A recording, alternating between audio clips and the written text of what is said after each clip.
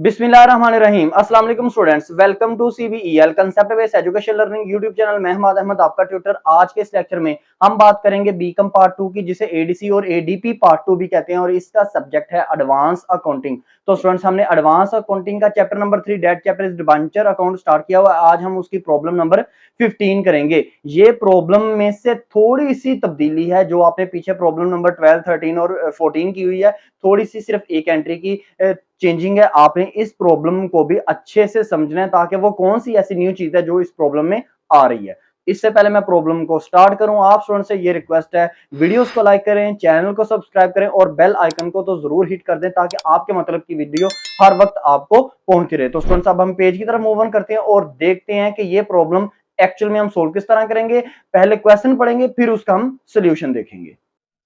अच्छा, तो स्टूडेंट्स आप देखिएगा, सबसे पहले आपको मैं क्वेश्चन स्टडी करवाता हूँ। क्वेश्चन आपके पास क्या है? क्वेश्चन आपके पास है डिबेंचर अकाउंट का। प्रॉब्लम नंबर हम करेंगे 15। प्रॉब्लम नंबर कितनी करेंगे? प्रॉब्लम नंबर है हमारे पास 15। तो स्टूडेंट्स देखिएगा, ये क्वेश्चन यानी कि ये प्रॉब्लम क्या है, बिल्कुल प्रॉब्लम नंबर 14 और 13 की तरह है, लेकिन सिर्फ एक मजीद चेंजिंग आएगी आज के क्वेश्चन में। तो क्वेश्चन आपके सामने ये रहा। क्वेश्चन आपको क्या कहता है, चाहे आपके पास ओल्ड एडिशन है चाहे न्यू एडिशन है, लेकिन फर्क कहाँ पे पड़ेगा? सिर्फ ईयर में फर्क पड़ेगा। यानी कि देखिए, 1 जनवरी 2010 है मेरे पास, तो आपके पास 2017 होगा। 1 जनवरी 2017 को कंपनी ने डिबेंचर इशू किए हैं, आउटस्टैंडिंग डिबेंचर इशू किए हैं। कितने के? 4 लाख के आउटस्टैंडिंग डिबेंचर इशू किए हैं 1 जनवरी 2010 को। और कंपनी जो है, इसने मतलब कितने परसेंट डिबेंचर है? 12% डिबेंचर है। और कंपनी साल में 2 दफा इंटरेस्ट देती है, 30 जून को और 31 दिसंबर 2010 को। ठीक है ना? आपके पास 2017 हो सकता है। फिर इसके बाद देखिएगा, कंपनी ने परचेज किए हैं ओन डिबेंचर, यानी कि इन्वेस्टमेंट के लिए कंपनी ने परचेज किए डिबेंचर अपने जर्नल पब्लिक से, यानी कि जर्नल पब्लिक जिनको डिबेंचर दिए होंगे 4 लाख के, उनसे डिबेंचर परचेज किए हैं, लेकिन किए हैं 500 डिबेंचर परचेज, यानी कि नंबर ऑफ डिबेंचर बताए हैं, टोटल अमाउंट नहीं बताई। तो टोटल अमाउंट निकालनी हो तो 500 ज़रब 100 कर लो। आप कहोगे सर जी, एक डिबेंचर की कीमत 100 कैसे है? नहीं बताया हुआ, नहीं बताया हुआ तो खुद से फर्ज कर लें। तो 50,000 रुपया कंपनी ने जर्नल पब्लिक से वापस लिया, और वापस लेते साथ ही इन्वेस्ट कर दिया, किसी थर्ड पार्टी को इन्वेस्ट कर दिया। और इन्वेस्ट किया 97x इंटरेस्ट पर, और किया कब? 1 मई 2010। ठीक है। इसके बाद देखिए, कंपनी ने क्या कहा? कंपनी ने यह किया कि 31 दिसंबर 2010 को कंपनी ने यही डिबेंचर जो 1 मई को कंपनी ने इन्वेस्ट किए थे, इनको क्या कर दिया? इनको कर दिया कंपनी ने कैंसिल कर दिया। अब आप यहां पर यह देख रहे हैं कि 30 जून के बाद कंपनी ने 31 दिसंबर तक कोई काम नहीं किया, मतलब कोई मजीद डिबेंचर ऐसे हैं जो नहीं निकलवाए। डन? समझ आई बात? पीछे जो जितने भी क्वेश्चन थे, क्वेश्चन नंबर 14 और 30 में, वहां पर 30 जून के बाद 31 दिसंबर के दरमियान में भी कंपनी साल में 2 दफा इन्वेस्टमेंट किया करती थी। ठीक है ना? तो अब साल में सिर्फ एक दफा कंपनी ने डिबेंचर निकाले हैं, जनरल पब्लिक से लिए हैं और इन्वेस्ट कर दिया। अब इसके बाद आगे देखिएगा, इसके बाद आगे क्या हुआ कि कंपनी ने इन्हीं डिबेंचर को साल के एंड पर क्या किया है? सेल कर दिया है। सेल कर दिया 105 के हिसाब से। और नीचे आपको, अब ये सेल करने का क्या मतलब होता है? ये न्यू चीज थी, इसकी एंट्री कैसे पास करेंगे? आज के क्वेश्चन में यही एक मजीद चीज है। और नीचे समझिएगा, आपने क्या करना है? जर्नल एंट्रीज बस पास करनी है। तो अब सॉल्यूशन की तरफ चलते हैं, और सबसे पहले देखते हैं कि हम इस क्वेश्चन का सॉल्यूशन किस तरह करेंगे। अच्छा, तो स्टूडेंट्स अब देखिएगा, अब आपके पास क्या है? सबसे पहले हम सॉल्यूशन करेंगे। आपको पता है, क्योंकि ये आउटस्टैंडिंग डिबेंचर है, इसलिए इशू की एंट्री नहीं होगी। और क्या आप हम इंटरेस्ट की एंट्री पे करेंगे? नहीं। 30 जून से पहले एक काम हुआ है, कंपनी ने अपने डिबेंचर को जर्नल पब्लिक से लेकर इन्वेस्ट कर दिया है किसी थर्ड पार्टी को, और वो किया 1 मई 2010। तो मैंने लिखा 1 मई 2010। अब 2010 की जगह आपकी बुक में 2017 भी हो सकता है।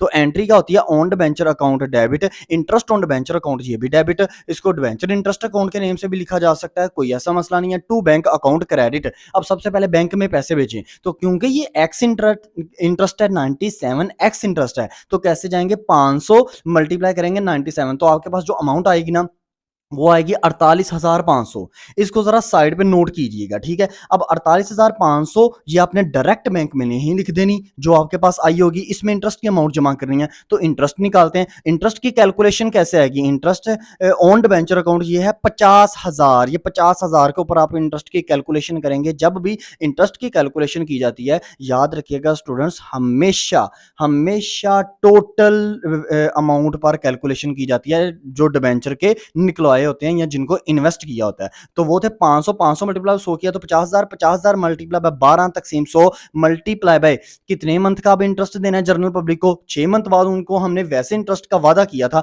लेकिन 4 मंथ पहले ही हमने अपने डिबेंचर ले लिए उनसे, तो जनवरी, फरवरी, मार्च, अप्रैल और 1 मई, मतलब 1 मई का मंथ काउंट नहीं करेंगे, तो 4 मंथ का मल्टीप्लाई बाय 4 डिवाइडेड बाय 12 करेंगे तो आपके पास जो इंटरेस्ट आएगा ना वो आएगा 2000 यानी कि 2000 रुपया। अब 48 2000 आप इंटरेस्ट के सामने लिख दें डेबिट कॉलम में 2000 रुपया, ठीक है। अब लेकिन बैंक में आपने पैसे भेजे थे 48,500 आपकी कैलकुलेशन निकली थी, अमाउंट निकली थी, उसमें ये 2000 जमा करें तो आएगा 50,500। तो बैंक में लिखे 50,500 और 50,500 में से ये 2000 दोबारा लेस करके ओन्ड वेंचर अकाउंट में अमाउंट लिखते हैं आप अपनी कितनी, 48,500। अब नेक्स्ट डेट क्या आएगी, 30 जून 2010, और 30 जून 2010 को कंपनी क्या करेगी, कंपनी ये करेगी कि कंपनी अपना इंटरेस्ट देगी और इन इन्वेस्टमेंट जो कंपनी ने की है इसके ऊपर इंटरेस्ट लेगी भी। और नरेशन आप इस एंट्री की यही लिख लीजिएगा।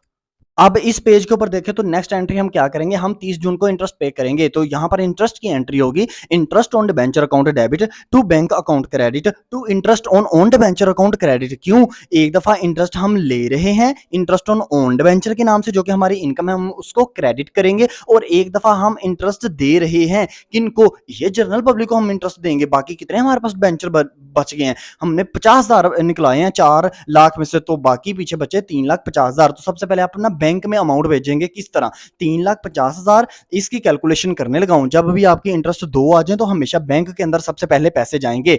तो 3,50,000 जरब 12 तकसीम 100 जरब 6 तकसीम 12, क्योंकि ये इन 3,50,000 के ऊपर उनको जनरल पब्लिक को पूरा 6 मंथ का इंटरेस्ट देना है, तो आपके पास अमाउंट आएगी 21,000 रुपया। 3,50,000 जरब 12 तकसीम 100 जरब 6 तकसीम 12, तो 21,000 आपके पास अमाउंट आ गई, बैंक के कॉलम के अंदर लिख देंगे आप। अब नीचे, इसके नीचे, बैंक के नीचे देखें interest on own debenture account, ये कितनी है, ये आपको जो अमाउंट मतलब ये आपको कितने मंथ का मिलेगा आपको इंटरेस्ट, और कितनी अमाउंट पर मिलेगा। अमाउंट जो है ना वो तो है आपके पास 50,000, ठीक है, और कितने मंथ का मिलेगा, मई के मंथ यूज किया और जून के मंथ यूज किया, तो 2 मंथ, क्योंकि 30 जून को हम हमेशा इंटरेस्ट देते हैं, तो 2 मंथ यानी कि 50,000 जरब 12 तकसीम 100 जरब 2 तकसीम 12 करेंगे, 1,000 रुपया आएगा। तो 1,000 रुपया लिख दें किसमें, interest on own debenture account के कॉलम के सामने। अब इन दोनों को जमा करें और डेबिट साइड पे जो आपको इंटरेस्ट ऑन डिबेंचर अकाउंट नजर आ रहा है ना, इसके सामने लिखें 21,000 और 1,000, 22,000 आप किसमें लिख देंगे, interest on own debenture account debit में। अब इसके बाद आप क्या काम करेंगे, क्योंकि 30 जून के बाद 31 दिसंबर तक कोई काम नहीं हुआ, कंपनी ने मजीद कोई डिबेंचर नहीं निकलाए, ना कंपनी ने रिडम्पशन के लिए निकलवाए हैं, ना ही कंपनी ने इन्वेस्टमेंट के लिए निकलवाए हैं, तो दोबारा क्या करें, इंटरेस्ट पे कर दें। अब यहां पर आप दोबारा इंटरेस्ट पे करेंगे 31 दिसंबर 2010 को, तो एंट्री दोबारा से यही होगी, interest on debenture account to bank account to interest on own debenture account. अब यहां पर आप स्टूडेंट्स कहोगे सर जी ये interest on own debenture account क्यों दोबारा से आ गया, यहां पर हमने तो सर उनको इंटरेस्ट पे कर दिया है। तो स्टूडेंट्स मुझे एक बात बताएं, क्या नेक्स्ट जो मंथ है 6 मंथ है, यानी कि जुलाई, अगस्त, सितंबर, अक्टूबर, नवंबर, दिसंबर, 31 दिसंबर तक अभी भी ये आपकी इन्वेस्टमेंट थर्ड पार्टी के पास हुई है, थर्ड पार्टी के पास अभी भी ये इन्वेस्टमेंट हो चुकी है। आपने थर्ड पार्टी से 31 दिसंबर तक आपने थर्ड पार्टी से इनको वापस नहीं लिया, कैंसिल नहीं किया, आपने रिडम्पशन नहीं की, तो आप इनके ऊपर 6 मंथ का इंटरेस्ट अब थर्ड पार्टी से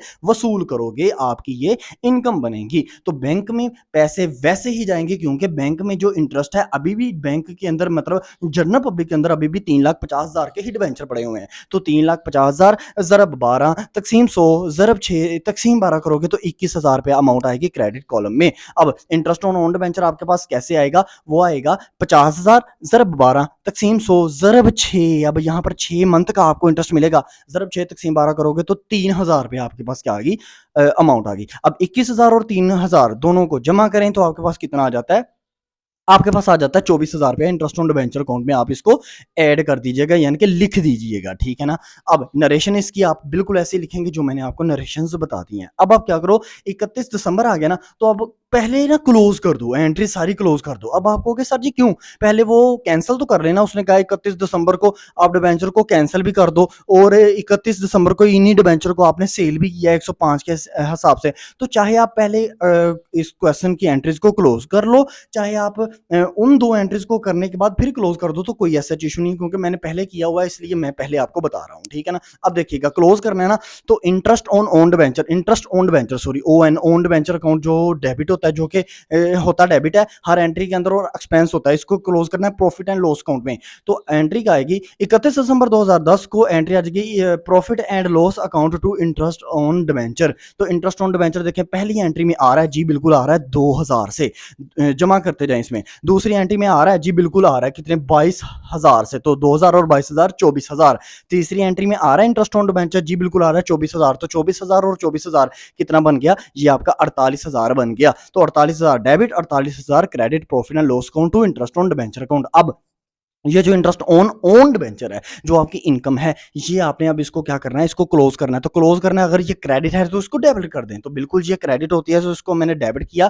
मैंने तारीख पीछे यही लिखी, डेट मैंने पीछे यही लिखी 31 दिसंबर 2010। Interest on own debenture account to profit and loss account. तो पहली एंट्री में कभी interest on own debenture account नहीं था, दूसरी एंट्री में आया था कितना? 1000 रुपया। तीसरी एंट्री में भी आया था कितना? 3000 रुपया। तो जमा किया तो 4000 रुपया डेबिट, 4000 रुपया क्रेडिट कर दिया interest on own debenture account to profit and loss account. यहां तक मैंने क्लोजिंग एंट्री पास कर दी। अब ना मैंने क्या किया, ए मेरे पास पॉइंट ये था कि आपने इन्हीं डिबेंचर को ना कैंसिल कर दिया। कैंसिल का मतलब होता है इन्वेस्टर से ना, जो थर्ड पार्टी थे, जो इन्वेस्टर था जिसको आपने इन्वेस्टमेंट की थी, उससे वापस ले लिया। तो वापस ले लिया तो आपको पता है हमेशा जब भी रिडम्पशन की जाए तो 12% डिबेंचर अकाउंट हमेशा डेबिट होता है, 2 आपके पास आता है ओन्ड वेंचर अकाउंट। तो 12% क्यों ओन क्यों आएगा? क्योंकि बैंक के थ्रू पैसे नहीं जाएंगे, यहाँ पर ओन्ड वेंचर अकाउंट हमारा एसेट था, तो एसेट को हम वापस ले रहे हैं। एसेट को वापस लेंगे तो हमेशा एसेट डिक्रीज होगा, तो एसेट डिक्रीज होगा तो उसको क्रेडिट करेंगे। तो 12% वेंचर अकाउंट टोटल वैल्यू से जाएगा 50,000 से, क्योंकि ये परसेंटेज जब भी लिखी है ना,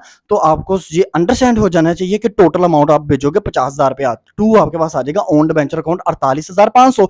ये तो पहले एंट्री में 48,500 था, 500 से था, तो इसका मतलब है कंपनी को प्रॉफिट बना। कितने का प्रॉफिट बना? कंपनी को 1500 का प्रॉफिट बना। तो यहां पर आप कैपिटल रिजर्व भी चाहे लिख लें, क्रेडिट कर लें, चाहे आप प्रॉफिट ऑन रिडम्पशन भी क्रेडिट कर लें, कोई ऐसा मसला नहीं है, दोनों नाम ही सेम है। तो आप चाहे प्रॉफिट ऑन रिडम्पशन लिख लें, चाहे आप कैपिटल रिजर्व लिख लें 1500 से, कोई ऐसा इशू नहीं है। नरेशन यही लिख दीजिएगा, ठीक है ना स्टूडेंट्स। नरेशन मैं आपको साथ साथ बताया जा रहा हूँ। अब आपने क्या किया, ये जो डिबेंचर आपने वापस अपने कंपनी ने अपने बॉक्स के अंदर रख ली है ना, रिडम्पशन करके अपने पास रख ली है। अब इनको कंपनी ने सेल कर दिया, किसी बंदे को सेल कर दिया। तो सेल करेगी कंपनी अपने डिबेंचर को, तो याद रखिएगा कंपनी को पैसा आएगा, कंपनी के बैंक में पैसा आएगा। तो पैसा आएगा 105 रुपए के हिसाब से। तो टोटल डिबेंचर कितने थे? 500, मतलब हमने 500 डिबेंचर ही निकलवाए थे ना जनरल पब्लिक से।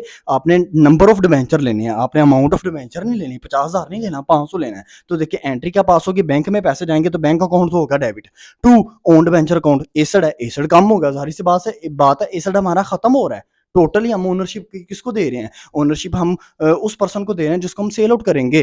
तो आपके पास बैंक में पैसे जाएंगे कैसे भला? देखिएगा, आप करेंगे 500 को मल्टीप्लाई करेंगे 105 से, तो आपके पास अमाउंट जो आएगी ना, वो अमाउंट आएगी 52,500, ठीक है। और टू ओन्ड वेंचर अकाउंट ये कितने के थे? ये थे 48,500 के। तो आपको देखो कितना ज्यादा आपको मुनाफा हो रहा है। तो ये आपका जो मुनाफा है ना, ये at the time of redemption नहीं है, ये at the time of sale है आपको मुनाफा हुआ। तो जो प्रॉफिट या जो लॉस आपको at the time of sale हो, उसको हम प्रॉफिट एंड लॉस अकाउंट में क्लोज करते हैं, ठीक है। आप इसको प्रॉफिट ऑन रिडम्पशन अकाउंट या कैपिटल रिजर्व में आप इसको क्लोज नहीं कर सकते, नहीं लिख सकते। क्यों? क्योंकि ये रिडम्पशन के वक्त आपको मुनाफा नहीं हो रहा, ये आपको सेल करते वक्त मुनाफा हुआ है। तो प्रॉफिट एंड लॉस अकाउंट आपसे कितना आ जाएगा? 52,500 में माइनस कर दें 48,500, तो आपके पास आ जाएगा 4,000 रुपया क्रेडिट में आप लिख दोगे। तो ये था आपका एक कंप्लीट क्वेश्चन। इस क्वेश्चन में सिर्फ यही चेंजिंग थी, क्या चेंजिंग ये थी कि ये डिबेंचर एंड पे जाकर आपने क्या किया, इनको सेल आउट कर दिया है।